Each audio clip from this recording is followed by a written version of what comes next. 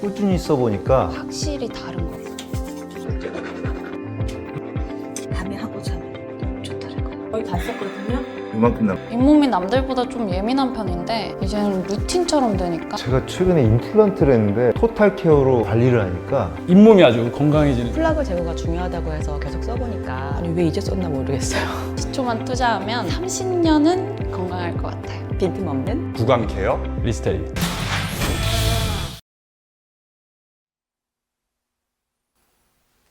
네, 안녕하세요. 이렇게 좋은 세미나에 강연을 할 수 있게 준비해 주신 치의신보 TV와 그리고 관계자분들께 먼저 감사의 말씀을 드립니다. 그리고 무엇보다 이 세미나에 참여해 주신 우리 치과의사 선생님들께도 진심으로 감사의 말씀을 먼저 드리고 싶습니다. 저는 현재 의정부 을지대학교 병원 구강외과에서 근무하고 있는 이현우 교수라고 합니다. 제가 준비한 세미나는요, 여기 제목에 나온 것처럼 환자에게 도움이 되는 좀 전문적인 마우스 린스의 활용이란 제목으로 준비를 했는데요. 우리가 마우스 린스, 즉 가글 용액이죠. 가글 용액에 대해서 조금 쉽게 생각하고 또 간단하게 생각할 수 있지만 치과 의사로서 그리고 의료인으로서 조금 더 전문적인 관점에서 이걸 바라보고 또 활용하면 어떨까 하는 생각으로 이 강연을 준비하게 됐습니다. 흑백 요리사라고 혹시 보신 분도 계시고 아직 못 보신 분도 계실 건데요. 저는 정말 재밌게 봤습니다. 근데 이걸 보면서 제가 치과 의사로서 그런지 모르겠지만 식사를 먹으면서 심사를 하는데 참 치아가 또 건강해야겠구나, 또 미각을 잘 느끼려면 구강 상태가 좋아야겠구나라는 생각을 했습니다. 그래서 이렇게 좋은 음식도 맛있는 음식도 잘 즐기려면은 어떻게 보면은 우리 구강 건강이 정말 중요하겠다는 생각을 또 방송을 보면서 하게 됐는데요. 그래서 좀 부제목으로 또 구강 건강의 중요성도 같이 좀 넣게 되었습니다. 세미나의 이제 과정들을 전반적으로 보면 처음에 이제 구강 건강의 중요성에 대해서 좀 설명을 할 거고요. 그리고 오랄 케어의 방법들, 그리고 마우스 린스의 타입을 조금 간단하게 설명을 하려고 합니다. 그리고 마우스 린스의 이 효과가 진짜로 있는지, 또 이게 에비던스가 있는지에 대해서 연구와 문헌을 통해서 조금 확인을 해볼 거고요. 제 사례 위주긴 하겠지만 임상적으로 좀 어떻게 활용했는지를 약간 넣으면서 선생님들한테 이 시간을 통해서 조금 더 이거에 대해서 생각해보고 더 알게 되는 의미 있는 시간이 됐으면 하는 바람입니다. 헬시 피플 2030이라고 있어요. 이게 미국 보건복지부가 설정한 국가 보건 목표입니다. 그래서 이거 CDC를 비롯해서 여러 개 기관들이 협력해서 중요한 건강 문제를 다루는데 이 중에 이제 구강 건강 문제도 포함이 되어 있습니다. 그래서 여기 보면 되게 이 사이트를 들어가면 다 확인하실 수가 있는데 이걸 볼 때마다 저희가 이제 치과의사로서 상당히 좀 자부심을 느끼고 우리가 참 중요한 역할을 하고 있구나라는 생각을 항상 하게 됩니다. 그만큼 전 세계적으로 그리고 국가에서도 또 가장 건강에 중요한 포션을 차지하고 있는 것이 구강이구나라는 것을 우리가 알 수가 있죠.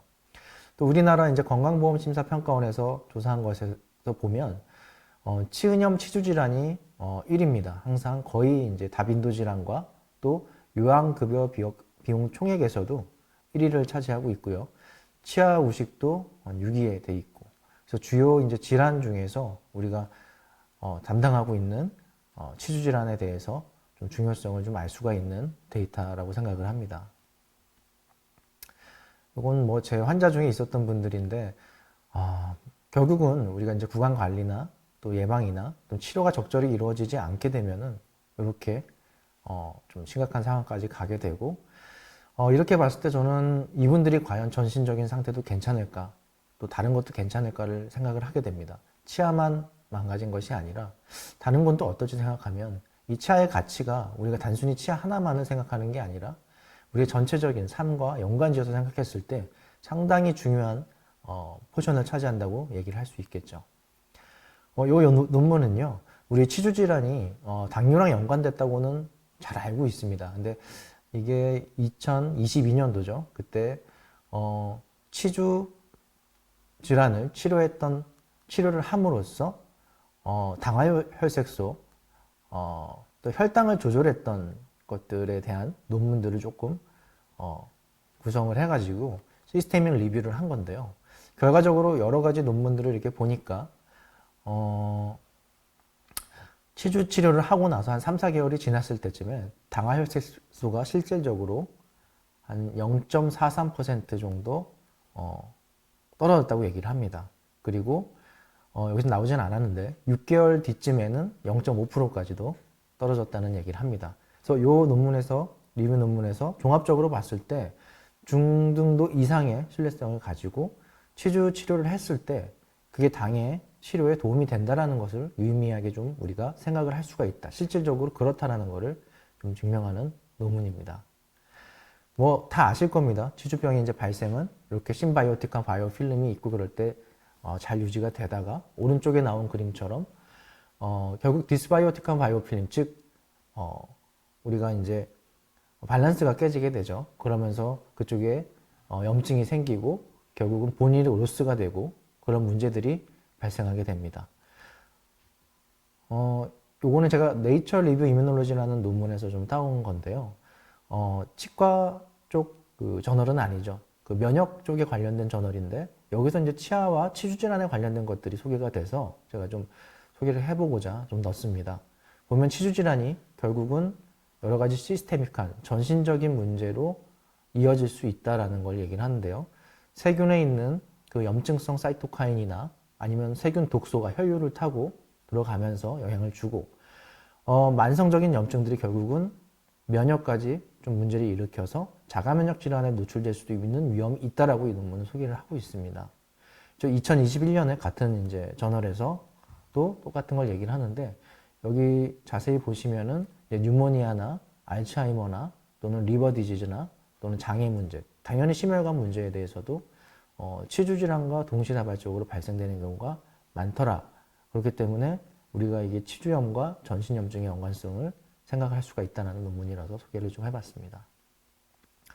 자, 구강 내에는 우리 현재까지 뭐 좀 대략 한 700개, 800개 정도 세균이 있다라고 이제 얘기를 하고 있고요. 그리고 치아 표면과 치아 주위의 세균들이 어떻게 구성되어 있는지, 또 혀, 구강 점막, 그리고 침에 이제 균들이 이렇게 있는데 이런 것들이 단순히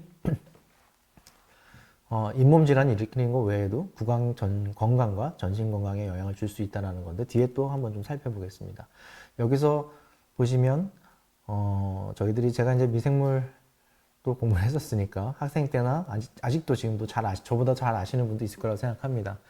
그래서 왼쪽에 있는 대부분의 이제 것들은 배양을 했을 때 균들인데요.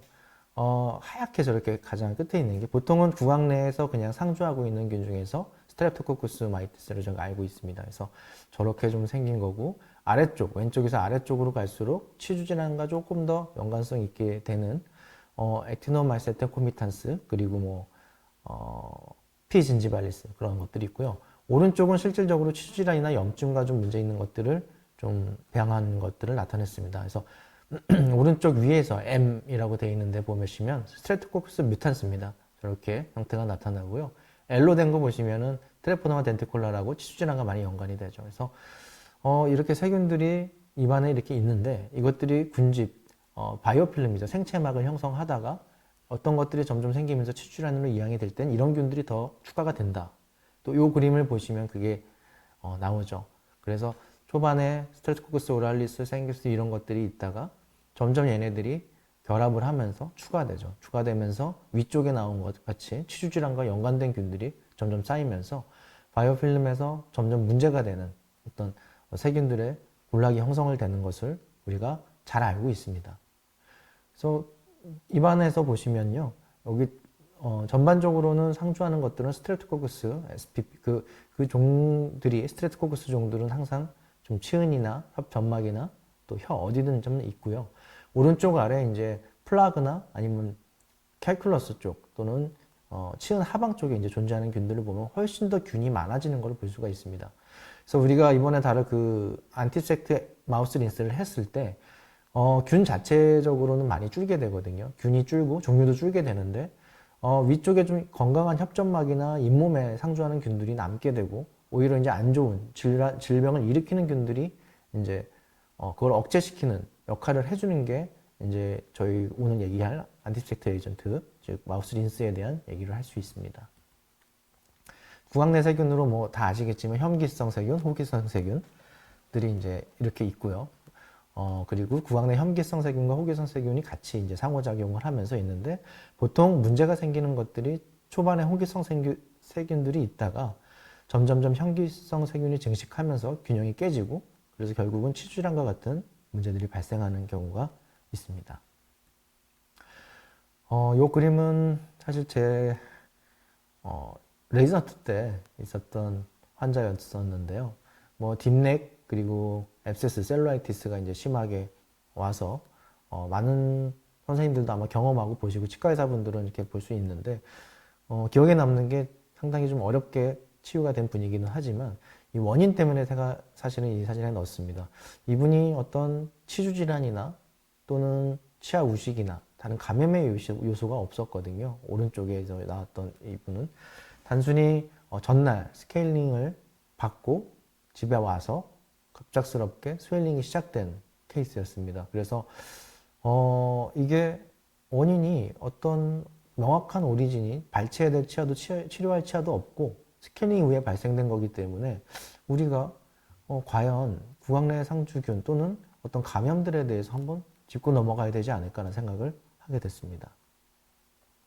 잘 아시겠지만 MRONJ죠. 앞골 괴사와 관련된 것들인데, 이런 것들이 물론 약물에 의해서도 발생되겠지만 약물과 그리고 어떤 인베이시브한 프로시저가 있을 때 발생될 수도 있겠지만, 우리가 균에 의해서 염증이 발생되면서 그것도 하나의 요소로서 작용할 수 있지 않을까 싶습니다. 그래서 치료하는 것이 너무도 중요한데요.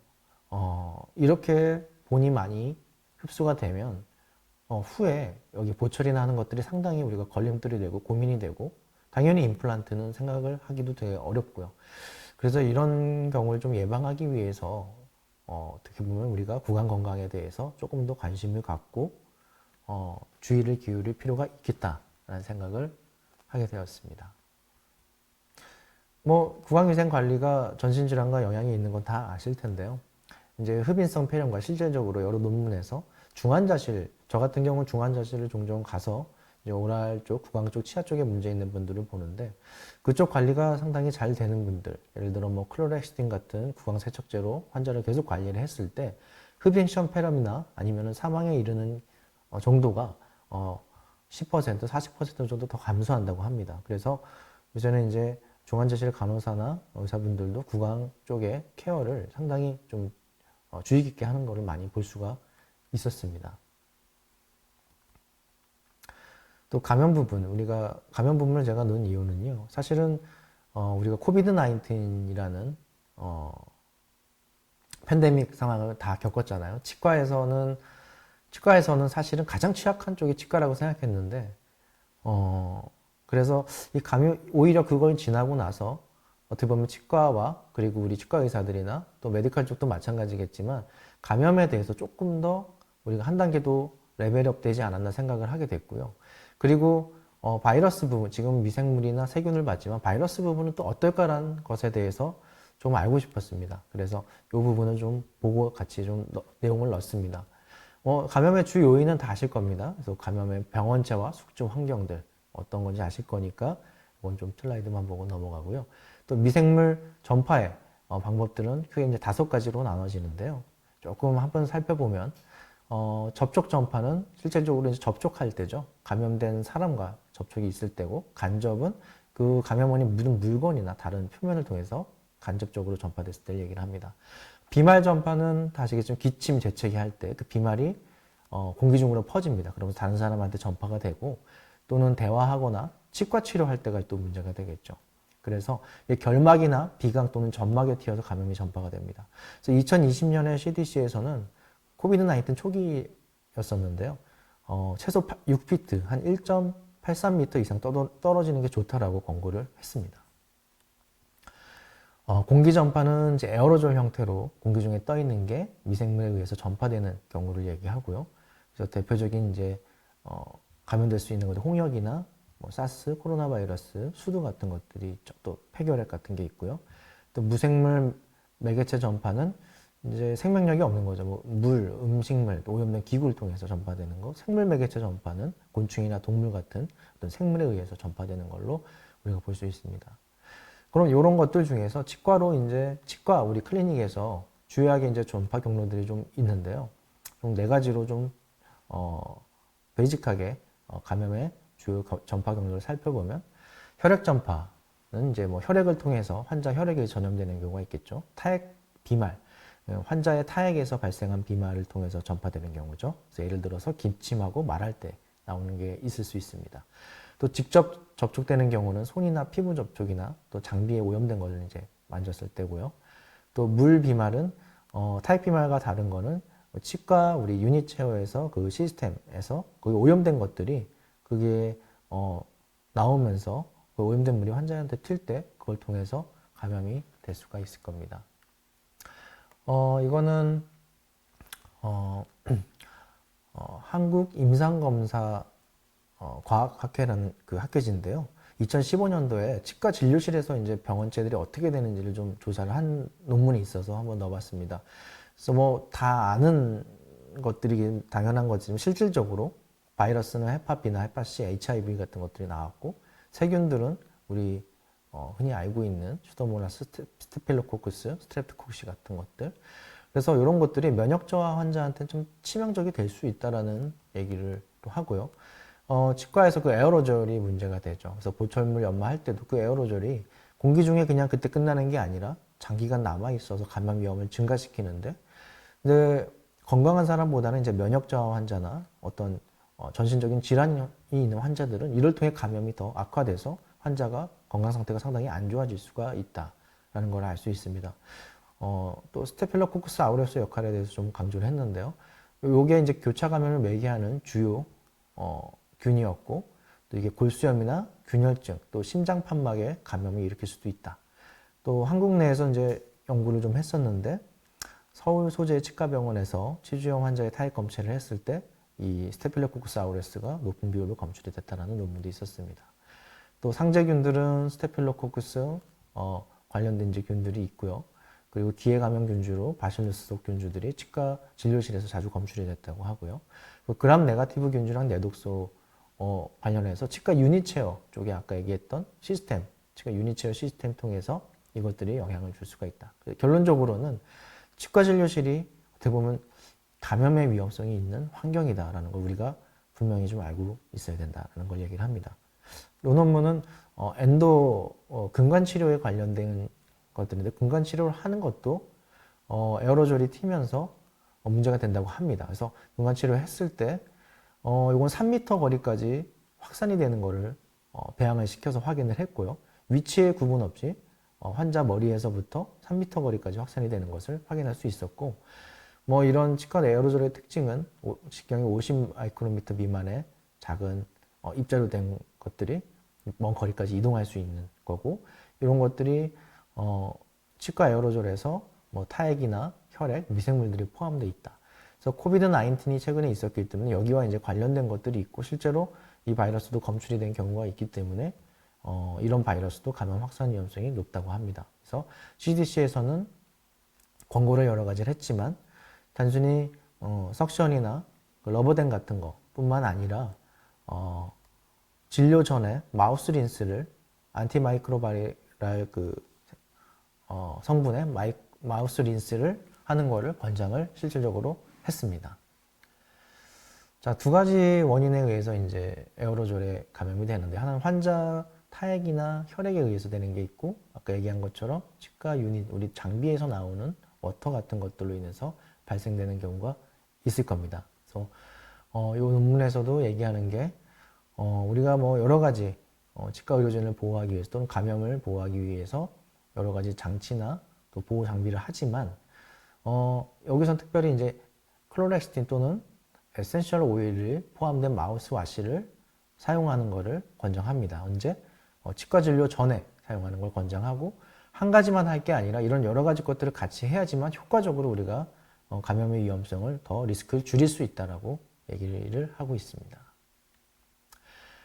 이런 감염 관리 활동 중에서 우리가 진료를 하기 전, 중, 후 이제 관리 활동들이 있을 텐데요. 그냥 뭐 세부적으로 하면 뭐 여러 가지가 있겠지만 진료 중에 우리들이 이제 환자를 앉히고 에프론을 하고 뭐 진료 준비를 이제 시작하기 직전에 하겠죠. 그 중에서 이 부분 아까 CDC에서도 레코멘드 한 것처럼 항균성 양치액을 통해서 환자의 구강을 세척하는 것, 또 진료 중에 그러니까 진료 과정 중에서 좀 필요한 관리 과정으로 볼 수가 있을 것입니다. 자, 구강 쪽을 이제 관리하는 데 있어서 여러 가지 이제 방법들이 있는데 또 방법들에 따라서 우리가 여러 가지 제품이나 또 기구들을 사용할 수 있습니다. 다 아시겠지만 대표적으로 칫솔이 있겠죠. 칫솔이 있고 치약이 있고 또 치실이나 여러 가지 이제 용품들이 있습니다. 그중에 이제 우리가 집중적으로 볼 거는 구강 양치액이죠. 이제 치약과 구강 양치액 같은 경우는 의약 외품입니다. 그리고 식품의약품관리처에서 관리를 하고 있습니다. 어떻게 보면은 이게 조금은 안전성에서 입증이 된 게 아닌가라고 우리가 생각을 할 수가 있을 것입니다. 자, 마우스 린스를 또 구강 양치액을 조금 살펴보겠습니다. 아실 수도 있을 것 같고요. 한 번 더 리뷰해서 좀 보면요. 아시지만 양이온성 그리고 음이온성, 비이온성으로 우리가 크게 분류를 합니다. 양이온성 항균 물질로 너무나도 우리가 잘 알고 있는 클로렉시딘이 있죠. 또 클로렉시딘이 효과가 좋고 항균 효과가 상당히 좋죠. 대신에 이런 미각이나 착색 같은 어떤 문제가 있어서 사용 기간에 제한되는 걸 알 수 있고요. 또 염화세틸피리디늄이 있습니다. 이것도 비교적 효과적인데 구강 내 잔류 효과가 좀 낮다고 합니다. 그래서 지속성이 좀 떨어지는 게 있어서 클로렉시딘을 주로 쓰게 되죠. 자, 음이온성 항균 물질인데요.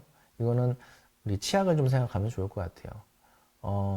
소디움 라울 설페이트가 있는데 보통 세균들은 음전하를 띠고 있습니다. 그래서 아까 양이온성 항균 물질은 그 세균막에 붙어서 세균막이 기능을 못하거나 투과돼서 아니면 그 세포 자체를 비활성화시키거나 또는 기능을 못하게 하는 게 이제 양이온성 항균 물질의 역할인데 음이온성은 음전할 때이기 때문에 거긴 붙지는 못하지만 이게 치면 세균막이 음전하를 띠면서 우리 타액에 있는 칼슘이나 마그네슘이나 이온 같은 양전하를 띈 것들과 결합이 되는데 이 칼슘 이온 같은 것들이 다른 세균과 붙여주는 다리 역할을 합니다. 그래서 요것들을 이제 억제시켜 주는 거죠. 그래서 억제시켜 주기 때문에 얘네들이 이 칼슘 이온과 먼저 결합을 해서 세균들이 이것이 활용하지 못하도록 한다라고 보면 될 것입니다.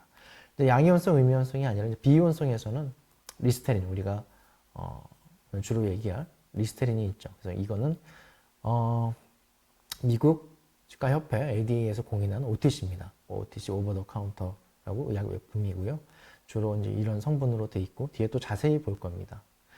트리클론산도 있는데 이거는 이제 비누나 세정제에 많이 쓰였다고 합니다. 근데 2016년에 이제 미국 그 FDA에서 호르몬 쪽 또 환경 호르몬이나 이런 것들 문제가 있어서 조금 이 성분 섞는 거를 조금 제한을 하고 있다라고 얘기가 보고가 됐었습니다. 참고로 좀 알아두시면 좋을 것 같고요. 자, 치주 질환 환자에서 우리가 이제 구강 건강 관리를 위해서 플러그 컨트롤을 좀 하게 될 텐데요. 4가지 기본 개념이 있습니다. 아까 그 기구를 생각하시면은 칫솔이 있을 거고요. 또 치실 같은 치관 사이를 우리가 관리하는 것들이 있습니다. 그리고 치약 같은 것들을 생각을 할 수가 있고요. 우리가 주요 볼 거는 이제 화학적인 플러그 바이오필름 컨트롤 개념인데 오랄 마우스 린스를 활용한 것을 볼 수 있습니다. 말 그대로 이건 화학적인 치면 세균막 조절법입니다. 그래서 보통 우리가 양치액을 좀 나눌 때 상용 양치액으로 그냥 구취나 신비적 효과로 일시적으로 쓰기 위해 쓰는 것들이 있었고요. 또는 치료 목적으로 쓰게 되는 건 수술 후 감염이나 예방 또 염증 완화 목적으로 처방되기도 합니다. 그래서 이런 가글들이 사실은 상당히 많이 제품들이 많이 나와 있고 또 실질적으로 관심이 많고 또 사용량이 좀 증가하는 추세라고 합니다. 그리고 또 이것들은 의약 외품으로 분리가 되고 있고요. 또 허가 기준이 약사법에 따라서 관리가 되고 있다는 것을 알면 좋을 것 같습니다. 이런 마우스 린스가 어떤 분들은 본의 아니게 우리가 칫솔질이나 이런 것들이 좀 어려운 분들이 있어요. 그리고 구강 관리에 좀 관심이 없는 분들이 있을 수 있고요.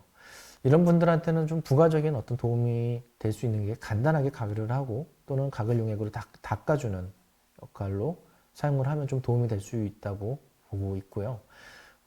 대표적으로 이제 이 마우스 린스에서 아까 얘기한 클로렉시틴과 또 이거는 이제 처방이 좀 필요한 경우 처방약으로 이제 분류가 되고 있죠. 그리고 많은 다른 가글 용액제들이 있습니다. 얘도 오버 더 카운터인데 의약 외품이라서 그냥 살 수는 있지만 이거에 대해 효과에 대해서 우리들이 약간은 모호하게 알고 있는 경우가 많아요. 그래서 환자들이나 일반 사람들이 저희한테 물어볼 때가 있죠. 치과 의사 선생님들이나 아는 분들한테. 그럴 때 과연 우리가 정확하게 적절히 얘기를 해주고 있는지를 좀 생각해 볼 필요가 있습니다. 그래서 이번 시간에 좀 잘 알고 짚고 넘어가면 좋을 것 같습니다. 자, 클로렉시틴은 아까 말씀드린 게 있어서 그냥 특징 0.12%, 0.2%를 주로 쓰고요. 당연히 항균 효과가 있고 그렇지만 부작용으로 미각의 변화나 또 착색 효과가 있다는 걸 좀 한번 짚고 넘어가고요. 에센스 오일입니다. 이거는 이제 처방이 필요 없는 건데 먼저 에센스 오일 대표적으로 리스테린이 있죠. 리스테린은 간단하게 좀 설명을 드리면은 여기서 조셉 리스터라는 분이 소개가 됐는데 사실 요 분은 아시는 분도 있을 겁니다.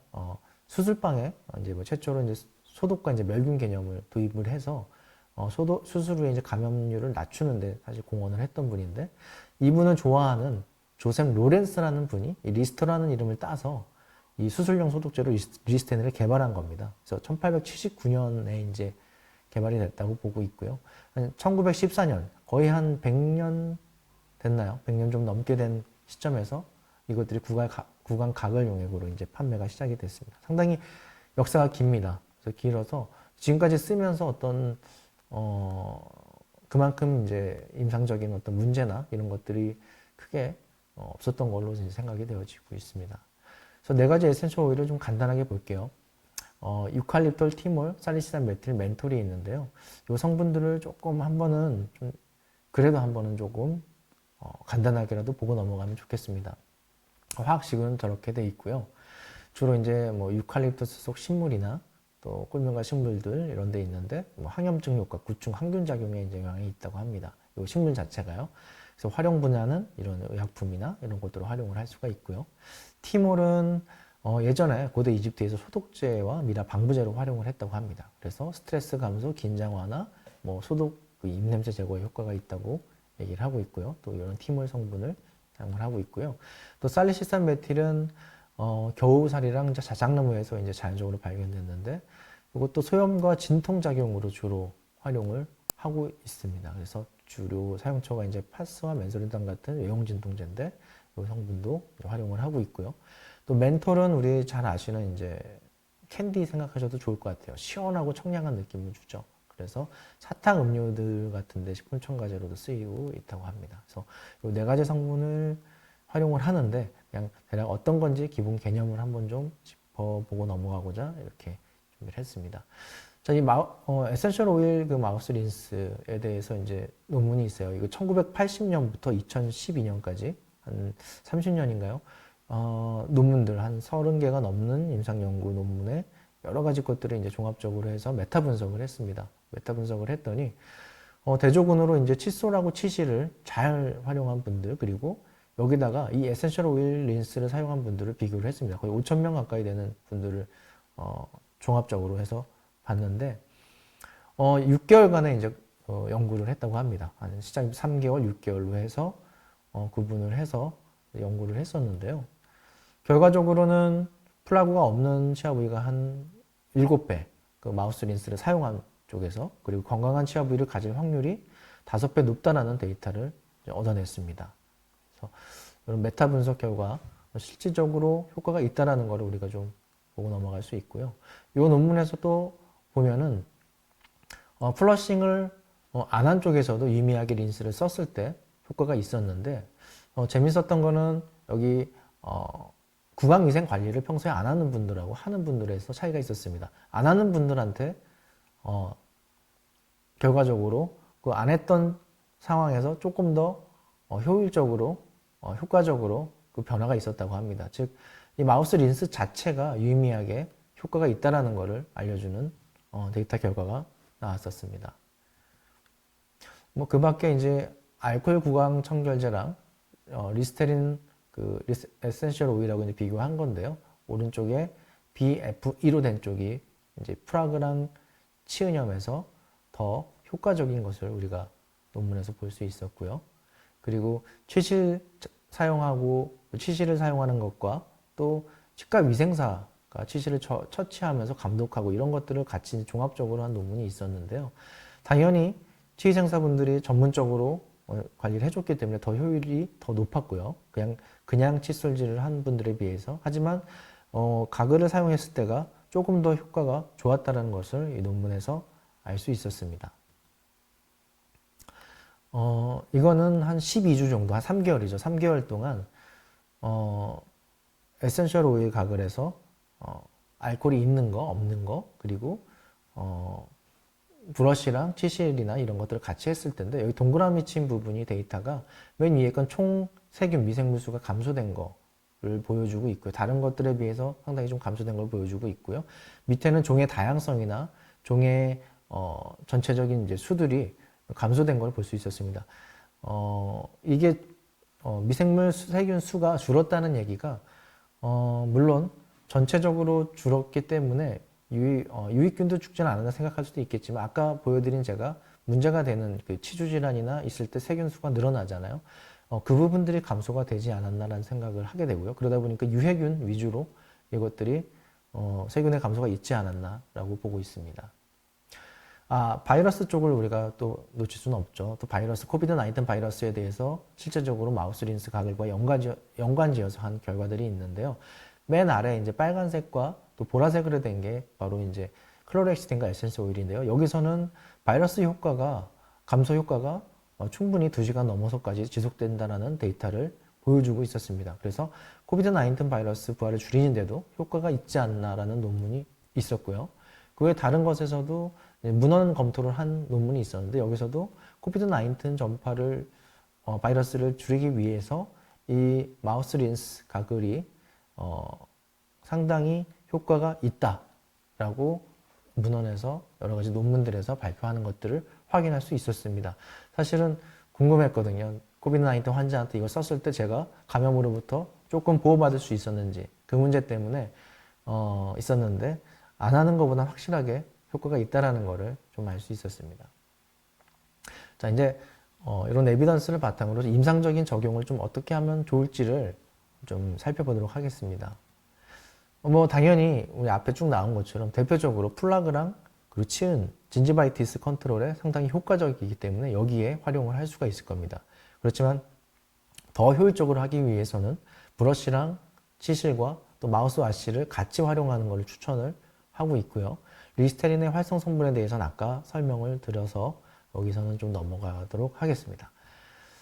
그리고 아까도 얘기를 했지만 감염의 측면에서 우리가 그 감염으로부터 좀 위험성으로부터 보호받기 위해서 PPR이라 그러죠. 프리 프로시저 린스를 하게 되는데요. 치과 치료 전에 우리들이 활용을 하는 방법이 좋은 방법이 됐고, 이거는 인펙션 리스크를 감소시키는 방법이 됩니다. 치료 후에 또는 술 후에 우리들이 활용할 수 있을 겁니다. 예를 들어 발치나 마이너한 오랄 서저리 후에도 우리가 추천을 할 수 있을 것 같고요. 실질적으로 박테리아나 유해균들을 죽이기 때문에 효과가 있고, 이게 근데 알코올 프리 리스테린을 또 추천하는 경우도 있습니다. 왜냐하면은 상처 부위나 수술 부위가 자극될 수도 있기 때문에 그 자극을 줄여주기 위해서 이것도 활용 방법으로 우리가 생각을 할 수가 있을 겁니다. 구취 있는 환자나 또 구취가 있는 분들한테 당연히 추천을 드리겠죠. 아까 우리 리스테린에 포함된 그런 성분을 봤을 때 당연히 효과가 있다고 보고요. 실제로 리뷰 논문이 있었습니다. 그래서 에센셜 오일을 가지고 했을 때 이것들이 실제로 우리 구취를 일으키는 대표적인 것들이 이제 황과 휘발성 화합물이죠. 그 중에서 뭐 메틸머카탄도 있고요. 황화수소 같은 것들이 있는데 그걸 유발시키는 균들을 억제시키는 효과가 있었다라는 연구 결과가 있었습니다. 그래서 그 향만 없애는 게 아니라 그걸 유발시키는 균들이 여러 가지가 있는데 그 균들의 일부를 억제시킬 수도 있기 때문에 실질적으로 효과가 있다라고 보고 있는 논문들이 있었습니다. 네, 발치 하고 나서 아까 마이너한 서저리 후에 활용할 수가 있는데요. 아까 말씀드렸듯이 알코올 프리를 쓰는 것을 좀 추천을 드리고요. 자극이 좀 덜하기 때문에요. 그 밖에 이제 치아 우식에서도 효과가 있었습니다. 실질적으로 스트레토코커스 뮤탄스 수준을 감소시키는 논문이 발표가 있었고요. 또 교정 환자에서도 이게 브라켓을 했는데 대조군에 비해서 리스테린을 활용한 군에서 확실하게 사멸된 세균의 비율이 높은 거를 그림에서도 볼 수 있습니다. 그 밖에 이제 교정 관련한 한 50명의 환자들을 대상으로 조사를 했을 때 리스테린을 활용을 한 것에서 칫솔질 하는 것보다 더 유의미하게 치은염과 플라그 축적이 줄어드는 걸 확인했고, 이게 교정기 주변에 후에 백색 반점을 줄이는데 도움이 될 수 있다고 얘기를 하고 있습니다. 그 밖에 임플란트 치료나 보철 치료 같은 걸 받은 환자들에 있어서 구강 관리가 적극적으로 필요한 분들이죠. 후에 그런 분들한테도 이런 활용을 계속 지속적으로 시켜주는 방안을 우리가 생각해 보는 것도 좋을 것 같습니다.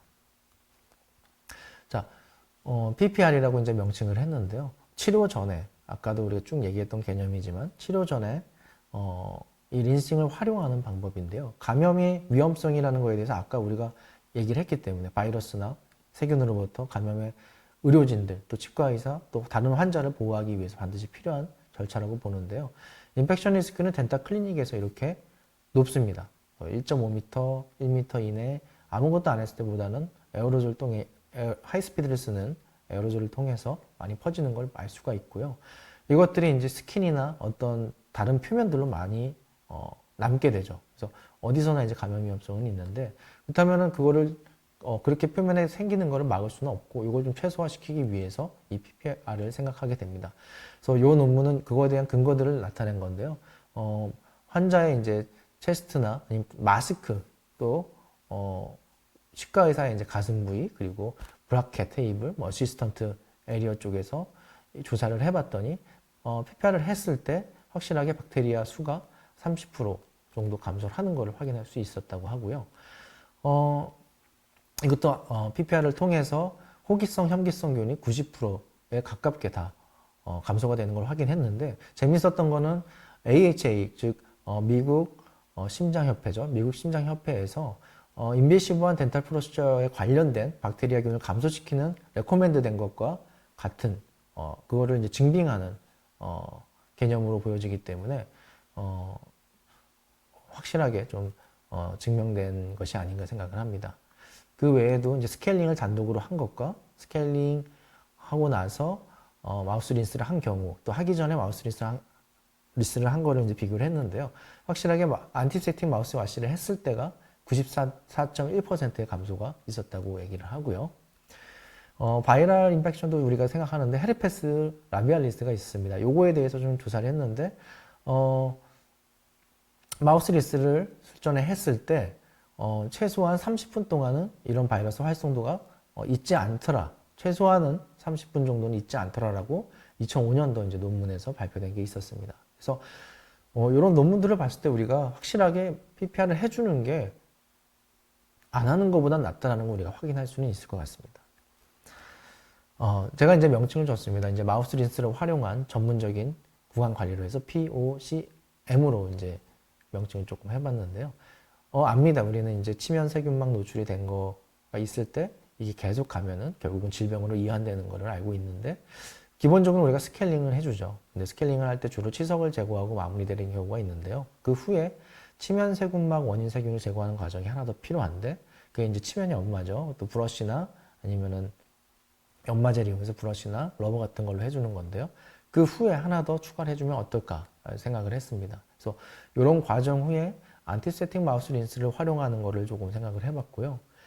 그래서 기본적인 플로우는 파노라마 촬영을 하고 구강 상태 관리를 파악해서 스케일링하고 TBI를 하면서 치면 연마 불소 도포를 해주는 과정까지 생각을 할 수가 있는데, 여기서 마우스 린스의 활용을 하나 더 넣게 되면 조금 더 전문적이고 또 환자 따라 다르게 우리가 활용할 수 있지 않나라는 생각을 하고 있습니다. 자, 임상적 활용도를 조금 살펴보고 이제 마무리를 지으려고 합니다. 제가 이제 활용했던 환자들인데요. 이분은 좌측 얼굴에 부어서 이제 오셨어요. 이제 로컬에서 38번 발치를 해줘야 된다고 하시고 감염 원인은 알고 계셨고 인펙션 때문에 이제 버컬 스페이스 스웰링이 있어서 셀룰라이트가 있었습니다. 그래서 또 피스출라도 형성이 됐고요. 스킨 쪽에. 그래서 젊으신 분이셨는데 IND를 하고 나서 실라틱 드레인을 넣었고요. 근데 발치가 제가 빨리 해드리고 싶었지만 감염을 좀 확실히 가라앉히고 해야 됐고 또 약속 시간이 한 달 이상 정도 조금 넘어가는 경우였습니다. 그래서 일단은 통상적인 저희가 이제 감염 조절을 위해서 약을 쓰고 IND를 해주고 드레인을 교체를 해주면서 지켜보려고 이제 했는데 일단 슬라스틱 드레인을 넣어서 유지를 시켜놨고요.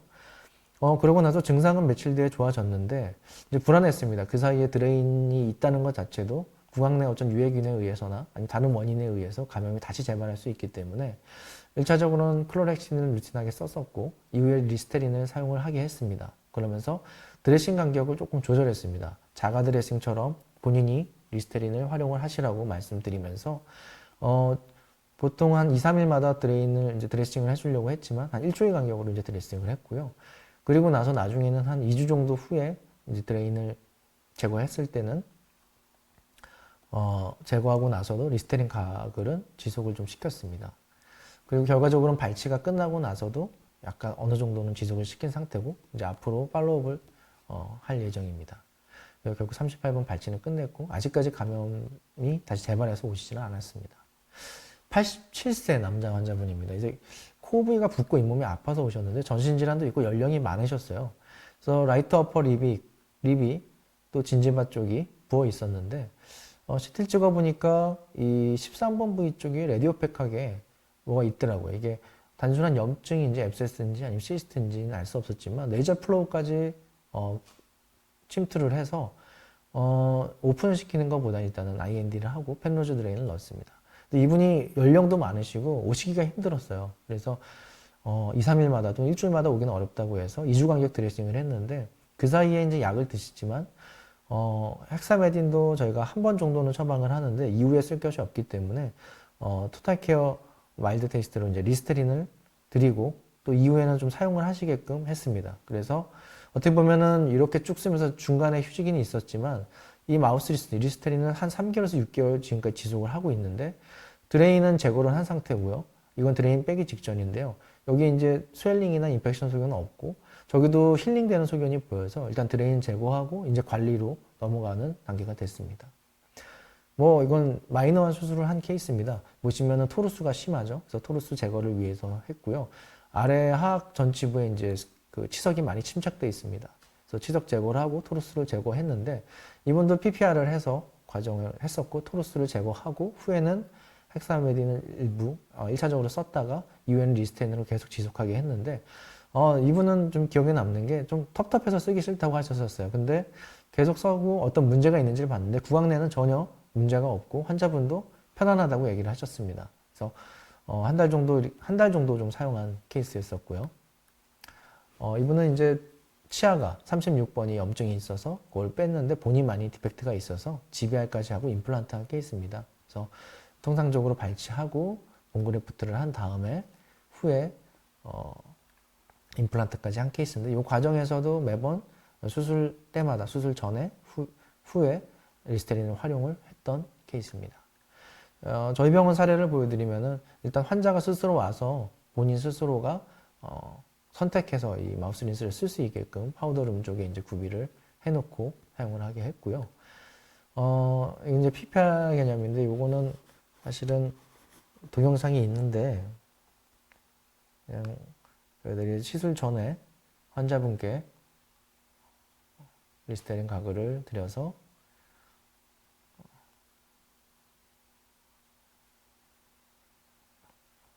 거기에 맞게 이제 활용하는 경우고요. 이거는 저희가 아까 말씀드린 그 스캐닝 환자입니다. 그래서 환자 구강 관리를 스케일링하고 TBI-하고 치면세마하고 TBI-하고 리스테린 가글까지 추천을 했던 케이스입니다.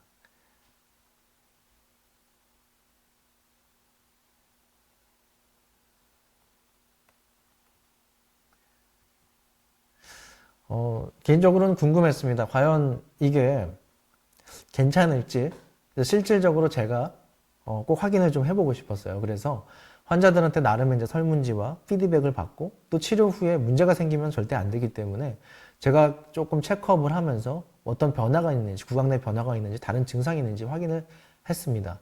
한 50명 정도를 저희가 좀 조사를 했고요. 실질적으로 솔직하게 좀 답변을 달라고 하면서 했는데, 첫 번째 질문은 구취가 개선되었다고 이제 생각하시나요? 물어봤을 때, 대부분 아니다, 전혀 아니다는 없었고, 대부분 좋다고 하셨습니다.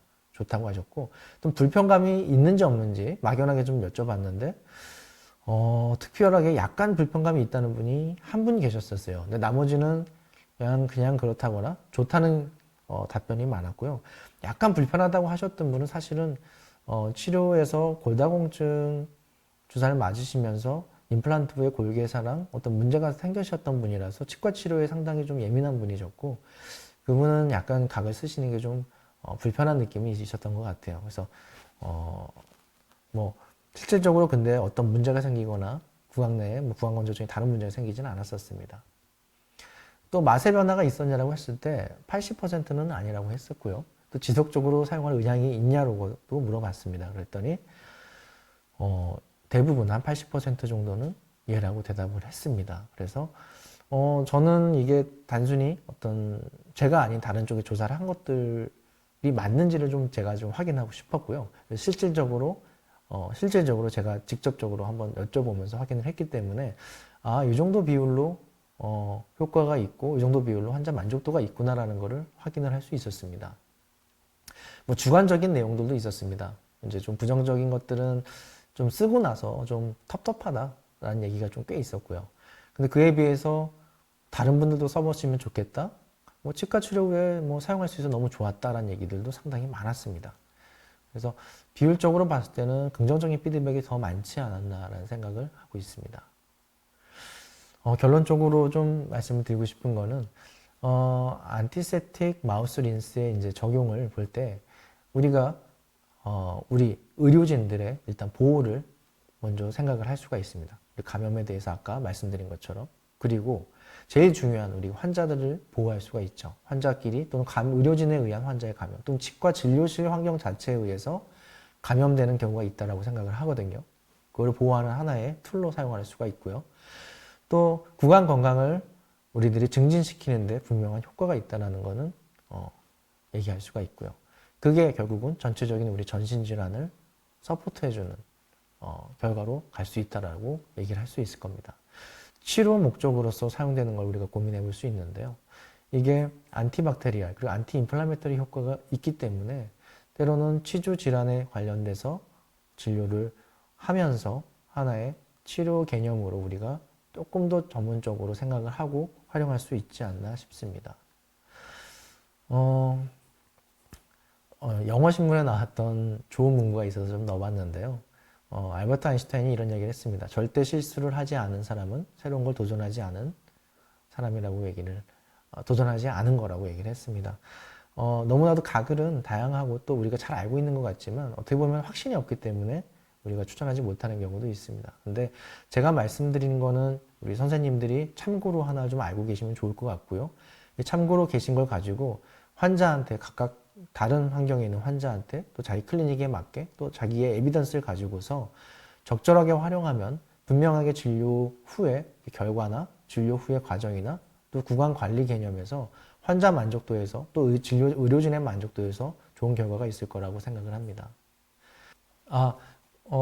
보통 제가 클로렉시틴을 처음 사용했던 거는 감염 환자였고 수술 환자였었기 때문에 1차적으로는 클로렉시틴을 사용하게 했습니다. 근데 제가 보여드렸던 증례에서 보통 길게 사용을 해야 되는데 드레인을 입안에 꽂고 있는 경우가 많아서 한 달, 두 달 정도를 써야 되는 상황이었는데 클로렉시틴을 계속 쓸 수는 없었거든요. 그래서 1차적으로 한 보틀이나 두 보틀 정도 클로렉시틴을 썼었고 이후에는 환자 스스로 셀프 드레싱 개념으로 생각을 해서 리스테린을 활용을 했었습니다. PPR 용액에서 클로렉시틴 사용을 해도 괜찮다고 저는 생각을 하는데요. 리스테린이 그에 못지않은 효과가 있다라고 생각을 하기 때문에 어떤 거를 선호할지는 이제 선생님들이 판단하여 결정을 하셔도 좋을 것 같습니다. 근데 여기서 이제 분명한 거는 리스테린 또한 클로렉시틴 못지않게 항균 효과가 있고 예방 효과가 있다라는 걸 우리가 좀 알 수 있으니까 이것도 하나의 옵션으로 활용하면 어떨까 생각을 하고 있습니다.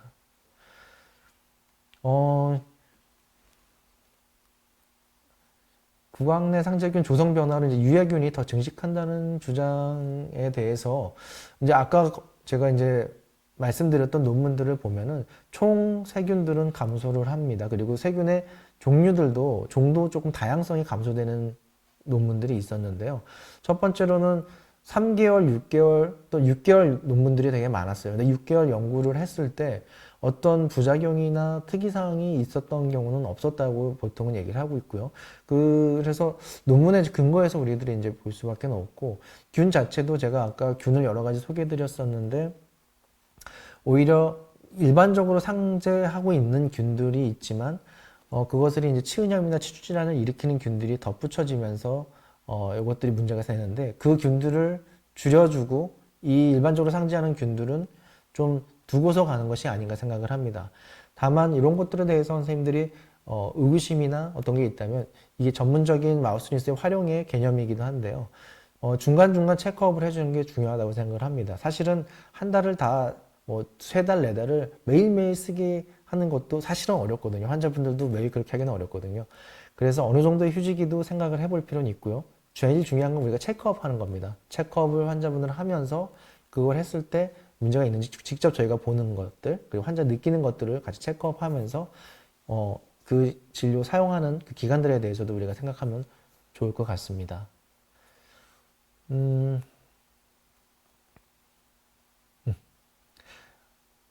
약한 유익균, 글쎄요, 이게 강하고 약한 것들에 대한 구분이 있는 것 같지는 않고요. 일단은 박테리아 유해균에 대해서 분명하게 이제 우선적으로 그것들을 죽이는 효과가 있기 때문에 거기에 대해서는 조금 더 이제 논문이나 그런 것들을 보시면서 확인해봐도 좋을 것 같고요. 요새는 또 거기에 플러스 돼서 이제 뭐 유산균이나 이런 것들을 활용해서 우리가 이제 면역이나 구강 내 상주균들을 조금 더 유익균으로 만들어주는 경우도 있기 때문에 조금 더 어드밴스 돼서 생각해볼 수 있는 것들이 많다고 생각합니다. 네, 경청해 주셔서 감사합니다. 치과계 중심 채널 치해신보TV